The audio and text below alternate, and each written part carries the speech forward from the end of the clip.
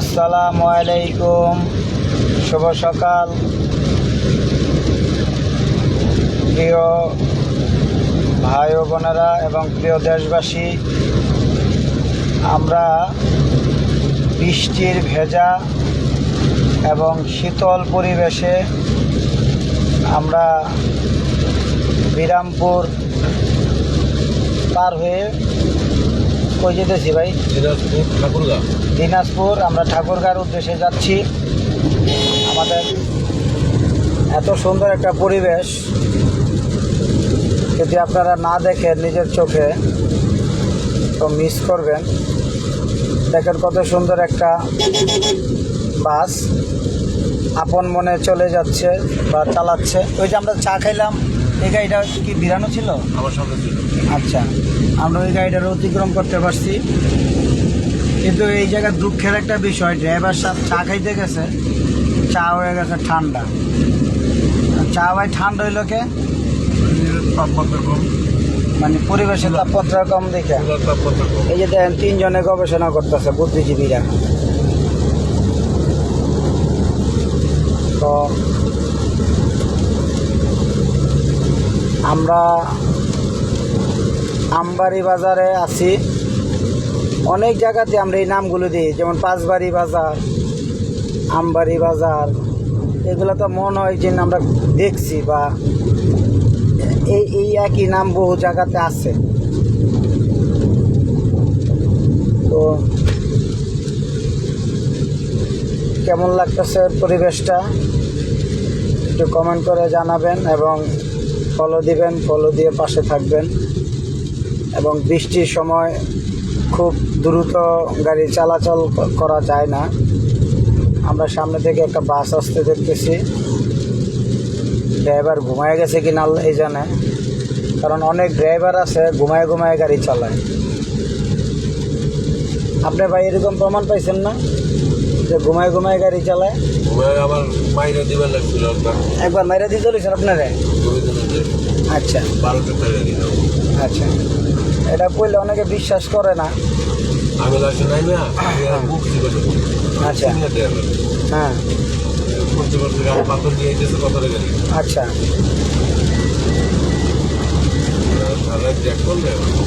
সবারই লাইভ করে। আচ্ছা, আমি কেমনে দেখলাম? আমি যখন আপনার ওই পঞ্চগড় থেকে যাইতেছিলাম, তখন চাইয়া দেখলাম ড্রাইভার স্টার্টিংয়ে বসে রয়েছে ঠিকই, হ্যাঁ, কিন্তু ঘুরাইতেছে স্টার্টিংও। এখন ঘুমাইয়া রয়েছে সে, কিন্তু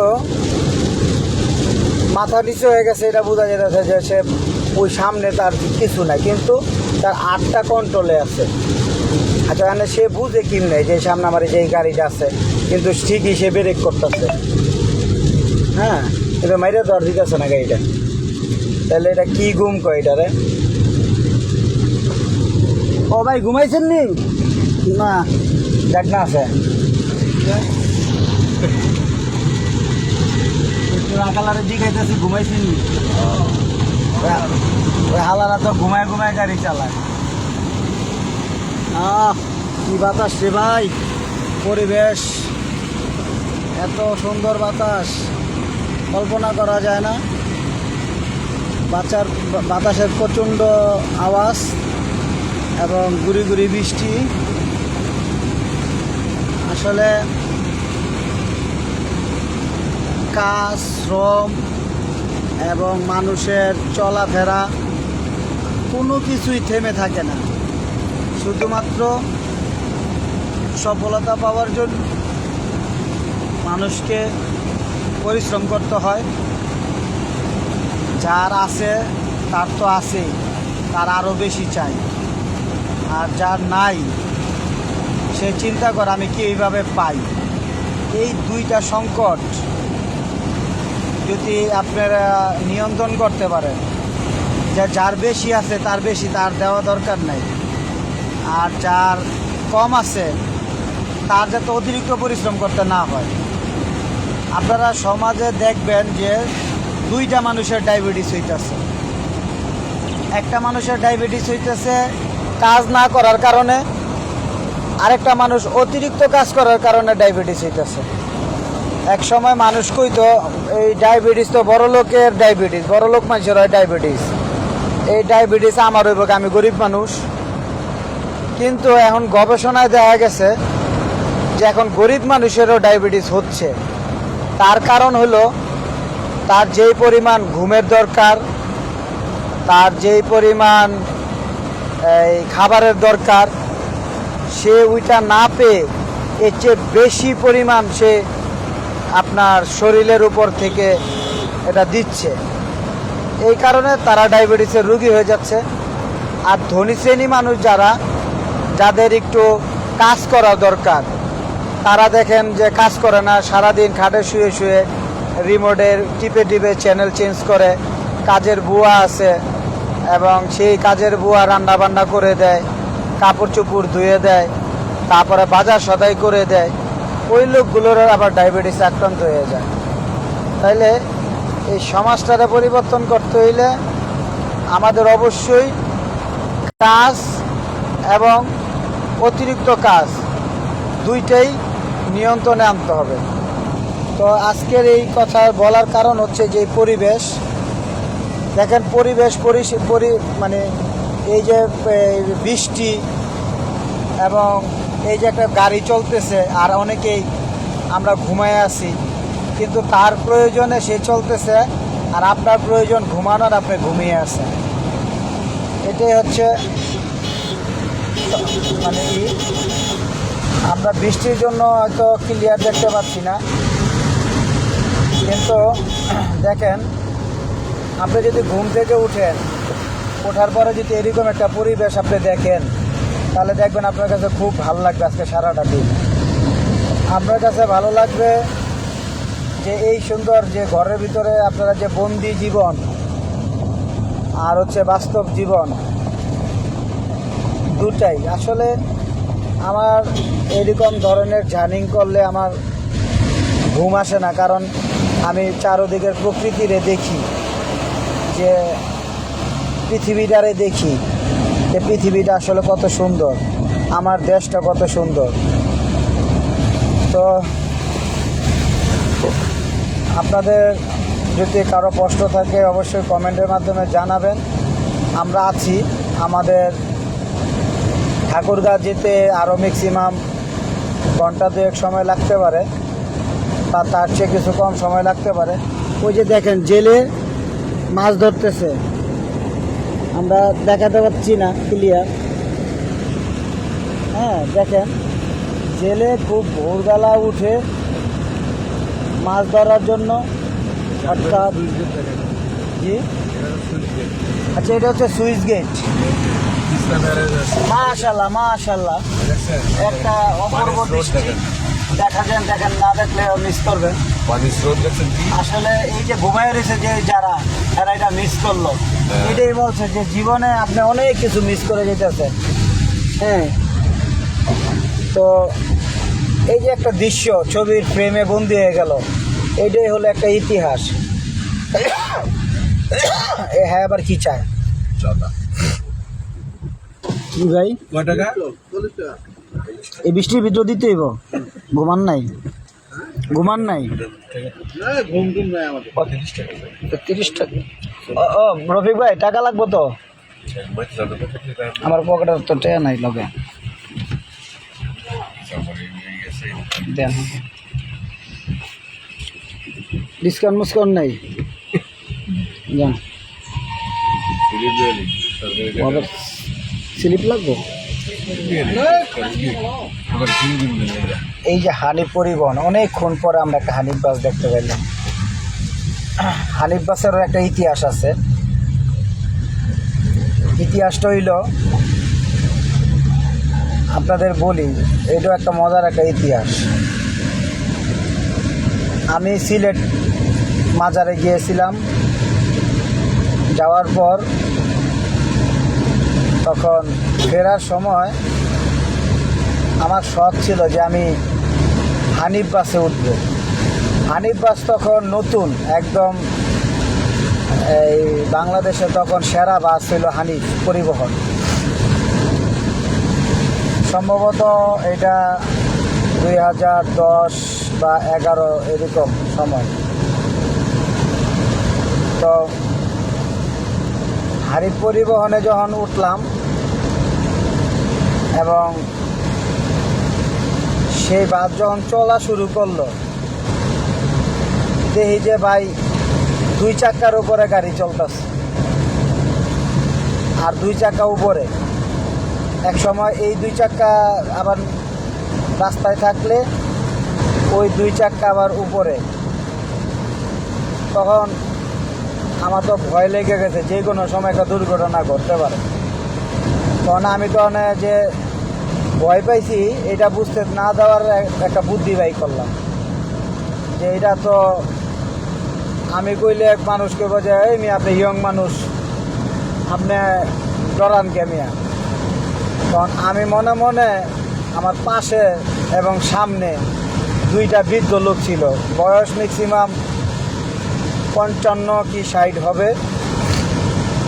তখন আমি তারা কানে কানে যে কয় কন ভাই, কন কাকা লা ইলাহা ইল্লাল্লাহ মুহাম্মদ রাসূলুল্লাহ। তখন কয় এই কথা আমি কমুকে, আমি কই কন ইন্না নিলে অনিলে রাজিও। এই বেটা আমি কি মরে যাবো না, আমি এই কথা কমুকে। আমি কই কাকা যেভাবে গাড়ি চালাইতেছে আপনি 10 মিনিটের পরেই দেখবেন যে আপনার নাই এই দুনিয়া ছেড়ে যাইতে হইব গা। তখন তো চাষার ভিতরে ভয় ঢুকে গেছে, কথা তো সত্য, এই হালা এমনি গাড়ি চালাইকে। হ্যাঁ, আমি কই আর কি আর করবেন দাদা, দোয়া কালাম কইরা লোন, জীবনে গুনা মুনা কইরা লাইছেন, বাঁচবেন না যে এটা নিশ্চিত যে শালা 2 চাকার উপরে গাড়ি চালাইতেছে। তখন তো ওই নানাই তো চেষ্টা গেছে, চেষ্টা করে হালার বউ হালা গাড়ি আসতে চালা, গাড়ি থামা থামা আসতে চালা। হারিপ পরিবহন তো কথা শুনে না, হয়তো মনে করেন যে 1 চাকা দিয়েও গাড়ি চালাইতেছে, মানে ডাইনে বামে উত্তর দক্ষিণে। এই বুড়ার চিল্লাচিল্লির ঠেলায় আরও কয়েকজনও ভয় পেয়ে গেছে যে যে কোনো সময় যদি এই গাড়ি যদি কন্ট্রোল হারায় তাহলে তো আমরা নাই এই দুনিয়া থেকে আর থাকুন না। তখন চিল্লাচিল্লি করছে, পরে আমাকে 4 জনকে গাড়ি থেকে নামাই দিচ্ছে, আমার সহ নামাই দিচ্ছে যে মিয়া নামেন গাড়িতে, আপনার এই গাড়িতে আর নিমুন আপনাকে। তা ভালো কথা আমরা নামলাম, যে শালা তো অনেক জায়গায় নামছি, ভালো হয়েছে বাঁচতে তো পারো, তুই যা 5 মিনিট পরেই যাব। এই গাড়ি কই আরেকটা, আধা ঘন্টা পরে গাড়ি এনে একটা আইব, আই আপনাকে লইয়া যাবো, আমি ওই গাড়িরে কইয়া দিতেছি। তো ঠিক আছে, কথা কামের ভিতরে 20 মিনিট পরেই আরেকটা হানি পরিবহন আইয়া দূরের দিকে সিঙ্গেল দিতে আইলো। আমরা আবার একটু আতুর দেখাইলাম, পাম্পে গাড়িটা ভিড়লো, দেখা যায় আমরা 4 জন দাঁড়াই রয়েছি। ভাই আপনারা ওই গাড়িতে নামলেন কে? আমরা কই ভাই ওই গাড়ির ড্রাইভার হইলে হারামজাদা। কে কি করছে? ভাই এত স্পিডে গাড়ি চালায়, এই ডরে আমরা নেমে গেছি। আচ্ছা উঠেন, আমগোটায় উঠেন। তখন আমরা উঠটা বইলাম। এখন দেখি ভাই ওইটা তো 2 চাকায় চলছে, এইটা চলে 1 চাকায়।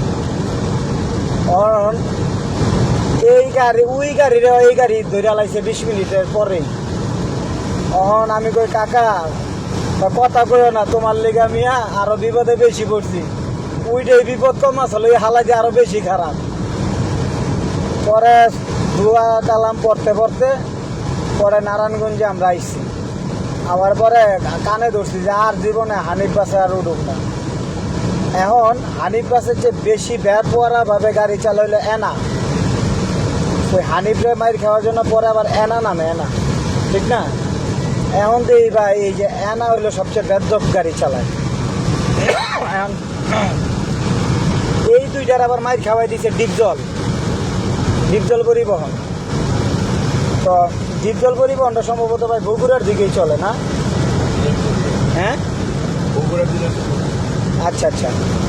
তো খুবই ডেঞ্জারাস এবং খুবই আরামদায়ক গাড়ি ডিপজল। অনেকে বলে বিমানের ছোঁয়া, প্লেনের ছোঁয়া, এই আর কি।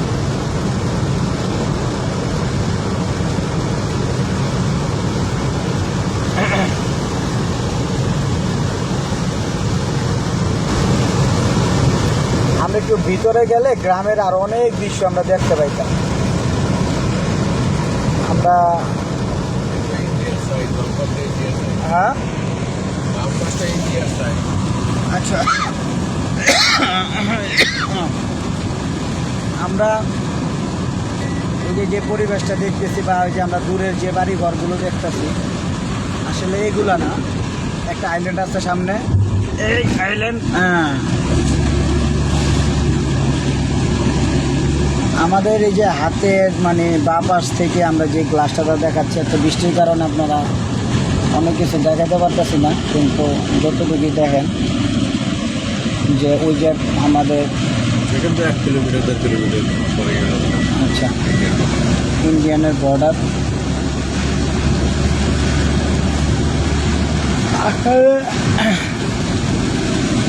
আমাদের সামনে আরেকটা আইল্যান্ড। এই হায়ার রোডে এতগুলো আইল্যান্ড দেওয়া ঠিক না, কারণ দুর্ঘটনার একটা কারণ। এবং সামনে একটা এটা কি পাঁচবাড়ি মার্কেট ভবন। আমাদের আপনি হলেন বন্ডপীর, অন্য মানুষের গাড়ির ব্যানার নিয়ে আলোচনা না করে কোথায় আছেন সেটা বলেন। আমরা আছি পাঁচবাড়ি। পাঁচবাড়ি আপনাকে গ্রামের দৃশ্য দেখানোর জন্য পাঠানো হয় নাই, কাজ করেন ভাই। এই কারণেই আজকে এই দেশের দ্বারা উন্নত করতে পারতেছি না। এই যে আপনার মতন কিছু বালবাকনা আছে বুদ্ধিজীবী, এই যে সকালবেলা যে একটা পরিবেশ, এটা তো আপনি কোটি টাকা দিয়েও পাইবেন না।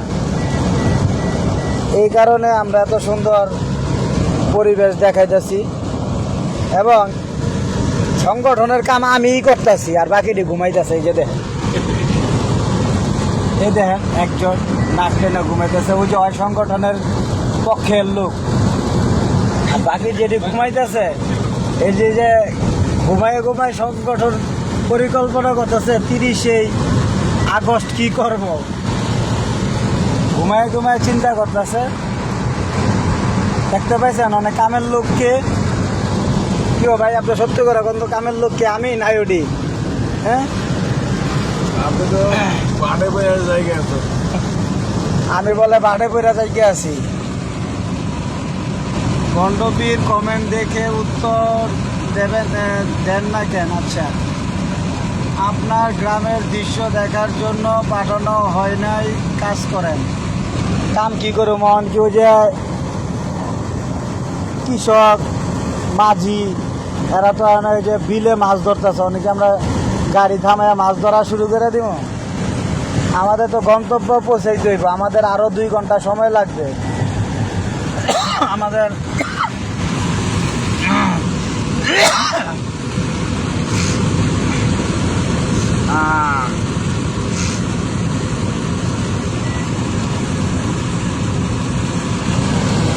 দেখেন কি সুন্দর পরিবেশ।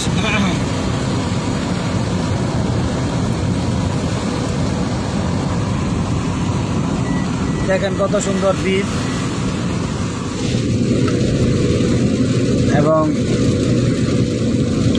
বিলে বৃষ্টির পানি। পরিবেশটাই হচ্ছে আজকে বৃষ্টির পরিবেশ। আসলে এই বৃষ্টিটা থাকলে আমাদের ক্ষতি হবে, কারণ আমাদের যে ছোটাছুটি, ওই যে দেন অসভ্য জাতি কী করতেছে, মাছ দেখেন রাস্তার ভিতরে কই মাছ উঠে গেছে, অটো গাড়ি থামাইয়া কই মাছ ধরতেছে। চিন্তা করা যায়, বিল কই মাছ কই, এই শালার অবাল পাক না, এটিতে আউটসোর্সিং করে দেওয়ানো দরকার।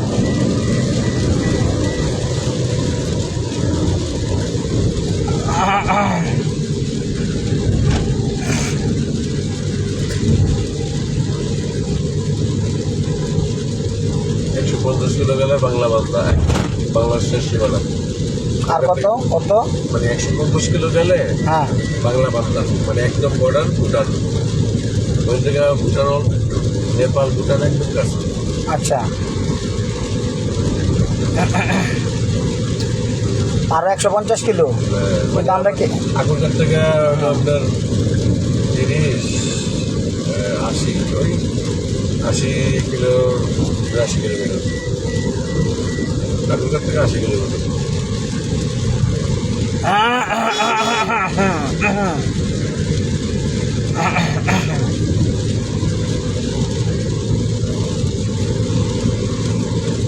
পৃথিবীতে কথা আছে, যদি আপনি কামেলদার হন আর যদি আপনার আধ্যাত্মিক ক্ষমতা শক্তি থাকে, তাহলে মানুষ যখনই আপনারা ভণ্ডমণ্ড কইব তখনই বুঝবেন যে আপনার